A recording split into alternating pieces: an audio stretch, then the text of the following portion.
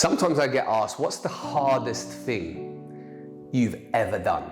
And I guess if I had to pick one, and I could probably pick a few, if I had to pick one of the hardest things that I ever did was years ago when I did the Special Forces selection process for the Australian SAS on the TV show that we filmed for BBC Two, called Special Forces Ultimate Hell Week. And I had to do different selection processes for different countries for their Special Forces. And one of them was the Australian SAS. Now the Australian SAS, the exercise that springs to mind was particularly tough.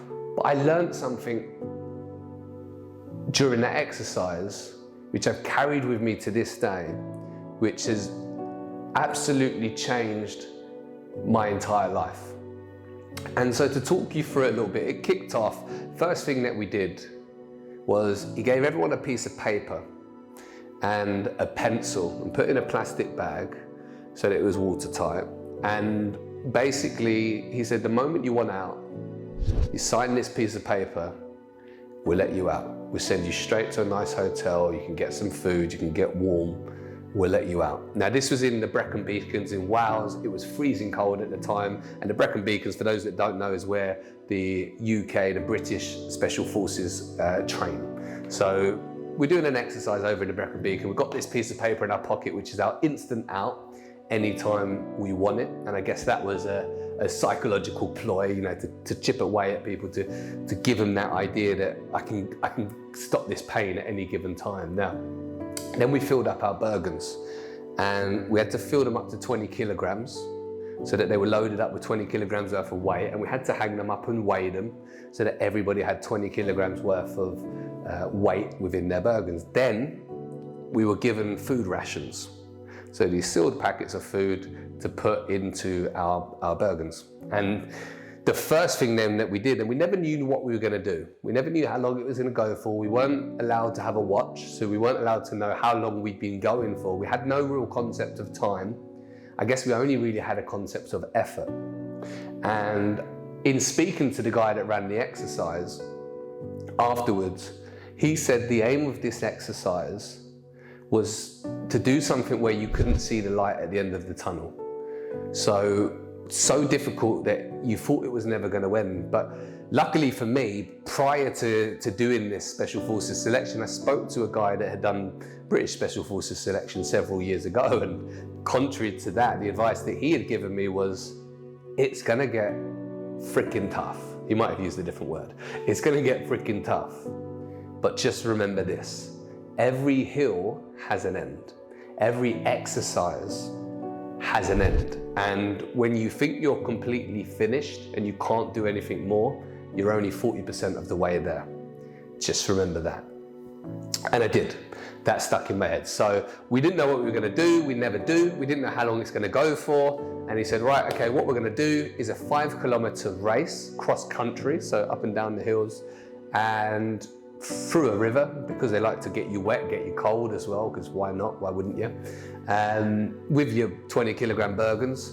And the last person in that race is going straight home. You're done. And so, of course, the idea being that everybody went all out on this race. It was a race. And now anyone who's ever run a 5K will know that's tiring. Anyone that's ever run a 5K while they're soaking wet, freezing cold, carrying 20 kilograms and up and down hills will know that's also very tiring. So we arrived after the 5K together. Someone got kicked off. That was them gone. And now we're lined up. And he says, okay, great, now we're going to begin. Here's a map. I want you guys to navigate to this next checkpoint. And so we did, through a river to a checkpoint. At that checkpoint, he went, good stuff. Here's a load of boxes we need carried to the next checkpoint. Now, what we had to do as a team was tie these up, lift them up. They're very heavy. Get them across to the next checkpoint, which was up a hill, very awkward. Now, what happened is there was this assumption in your mind that not too far in the future, the exercise would be done. Because of course, by now we're cold, we're tired, we're hungry. But what would happen is we'd get to another checkpoint, and all of the checkpoints were named with completely random numbers, so there wasn't a linear concept of, oh, we're at checkpoint 7, 8, 9. It was sort of going to checkpoint 32 and then to checkpoint 4 and then to checkpoint 97, which I guess is all part of it. And then it would be, okay, now we're going to drop this off, and now we're going to go to this next checkpoint. Now we're going to pick this up. At one checkpoint, we had to pick up 60 kilograms worth of load. And so 20 kilograms in each hand, and another 20 kilograms sitting on top of the Bergen, which was already 20 kilograms. So that's equivalent to carrying an 80 kilogram person. Bear in mind how tired we are at this point. Bear in mind Brecon Beacons, bear in mind a lot of incline and very difficult terrain. Needless to say, very freaking hard. That's the point that I'm really making here. And I just remember thinking, I refuse to give up. I would never give up. I refuse to give up. And yes, it's painful, and yes, it feels borderline impossible, but at some point the hills will end, and at some point this exercise will end. Well, this went on for the entire day, and it started to get dark, and I thought, that's great, because now it's getting dark.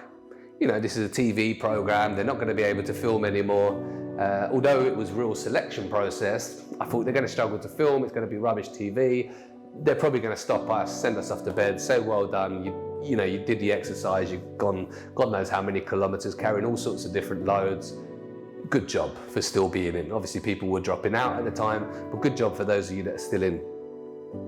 And then he reached into his bag and he pulled out a load of head torches and gave them out. That's when I realized this is still going. And then we went from checkpoint to checkpoint to checkpoint.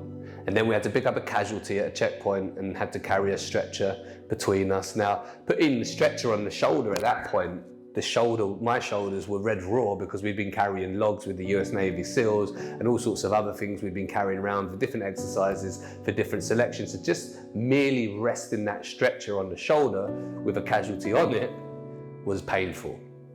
But between us, we plodded on, we plodded on, we plodded on through the night, got to about what I assume was around 3 a.m. in the morning. So at this point, we've been going for a hell of a long time. And one thing to remind you is we're still carrying this food in our backpack, and we still haven't had any food. And of course, we've been working all freaking day, and we've not eaten, and we've not rested. So carrying this food is a bit of a, for want of a better expression, I guess the technical term is a head fuck. It's a bit of a head fuck. Carrying food, not being able to eat it, but being starving, hungry, and being excessively tired. I'm gonna guess it was about 3 in the morning. He said, it's okay, we're gonna go to sleep right here. At this point, we're in a wooded area. There is no shelter as such. So he said, put your sleeping bag down, just sleep on the floor here. To be honest, I didn't give a shit. Sleeping bag was down. He said, make sure everyone takes your shoes off. Now, that won't mean much to most people, but when you've been in and out of water and trekking for a substantial amount of time, your feet are in pieces. So taking your boots on and off is painful, is sore, is raw, is tough. Frankly, it's tough. And so the assumption, obviously you're gonna have them off for a long time, it's worth doing.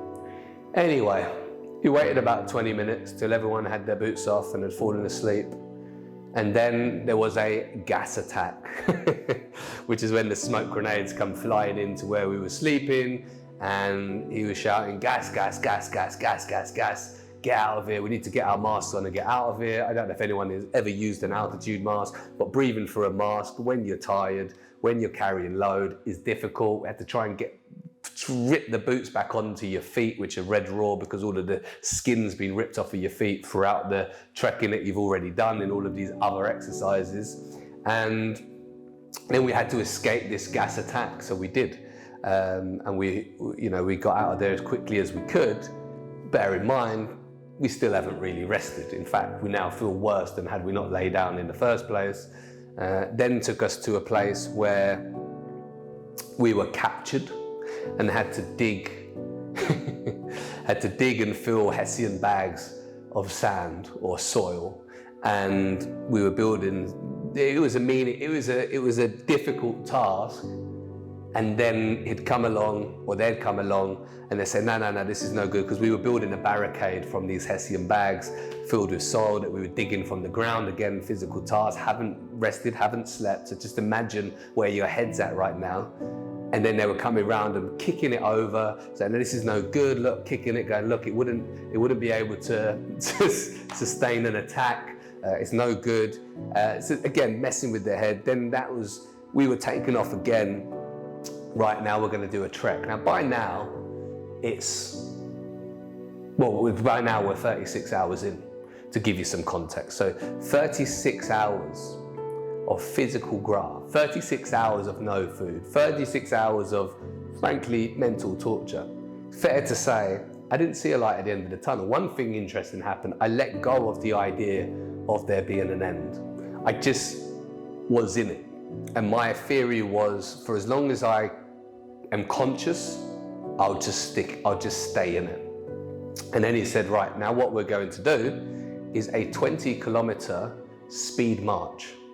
At the time, I didn't realize that the guy was actually a speed marching world champion. He held the world record for speed marching.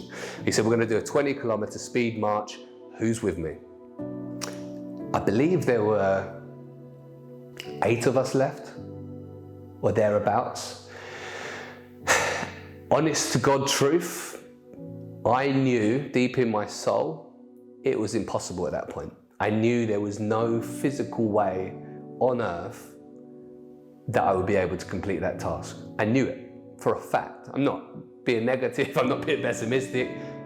36 hours, bear in mind it all started with the cross-country 5K run, and God knows how many tens of kilometers we did carrying load, running from the enemy and getting captured and digging bales of sand and gas attacks, and did I mention no food? And I'm a guy that likes to eat.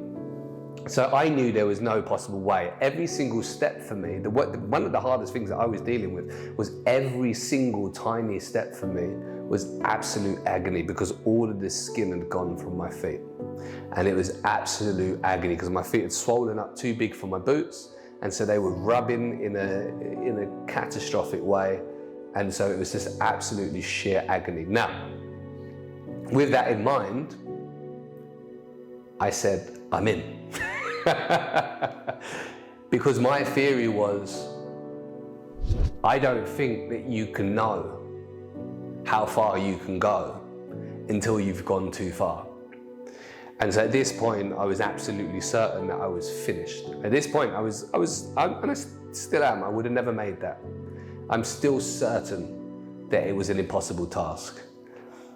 But he started off speed marching. We all said we're in, and he started marching. I had to literally run to keep up with this guy.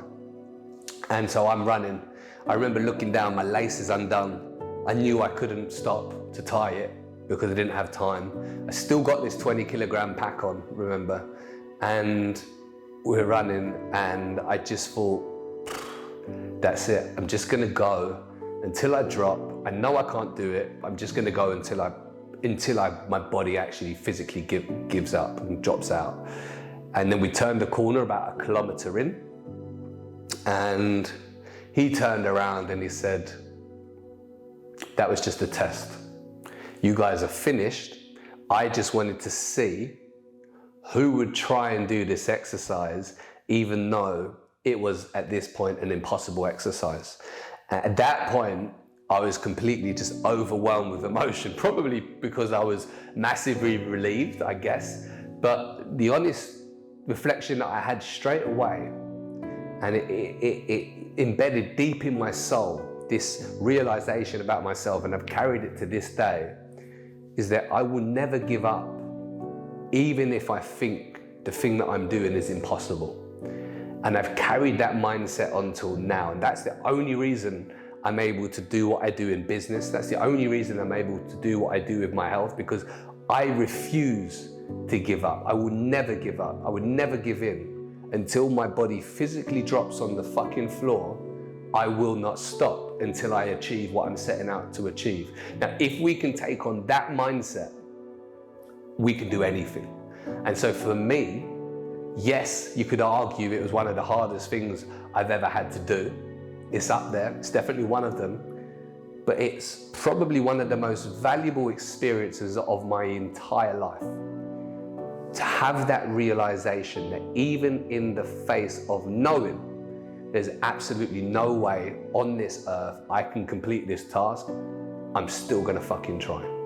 So hopefully that's valuable to you guys. If you like this sort of content, then like, subscribe. It is massively valuable for us to help to share some messages with other people that they can find useful on their journey as well. And let's make the rest of your life the best of your life. Thank you guys.